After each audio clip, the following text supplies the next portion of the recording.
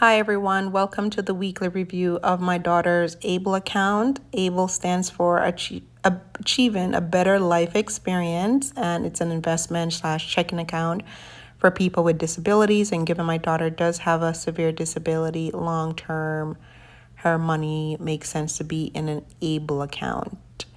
Now, the ABLE account, really cool thing about it is that you can use the funds in the account for any expenses related to the person with a disability.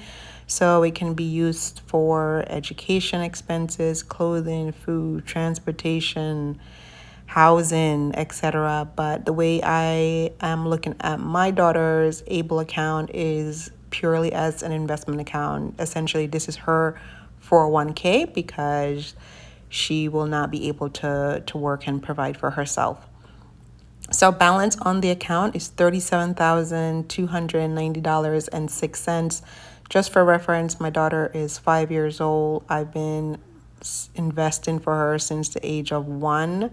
I originally opened a 529 for her, not knowing that she had a disability, but then once I found out about the disability, moved all the funds from her 529 into an ABLE account.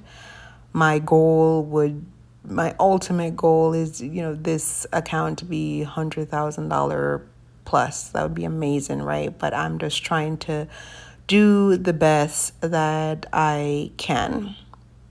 So I've contributed, well, here it says $18,000 for 2024, but that's not 100% true because of that rollover that I mentioned from the 529 to the ABLE. That rollover amount does count toward the total contributions for the year. So outside of the rollover, I've probably put in $2,500 into the ABLE account. But once you hit the total contributions for the year, you cannot contribute directly to the ABLE account anymore. So this is why I set up a sinking fund in Ally Bank Savings for the year 2025. So I'm trying to just save up a little bit of money here so I can put a larger deposit on January 1st, 2025 into her ABLE account. I originally set the goal at $500, but I've surpassed that. And last week, I bumped up the new target amount to $800. I'm really going slow in terms of how much I'm going to put in the sinking fund because I am trying to aggressively invest for early retirement. So just want to make sure that the goals are a bit balanced, but I am working. Of course, this is a really important account. It's for my daughter's future and I take it very, very seriously. So trying the best I can again to just get ahead of having more money for 2025. So balance on the sinking fund for the ABLE account is $600. So that means I'm 75% towards the new target of $800. Let's look at the deposits for the past week. There was just one. On May 25th, $50 got put into the account. And that's all the activity. Again, because I'm not heavily aggressively investing or saving in her sinking fund for the ABLE. But my ultimate goal, ideally, right, in a perfect world, if by December I could save up at least 2,000, even 2,000 sounds really aggressive, even just me throwing it out there.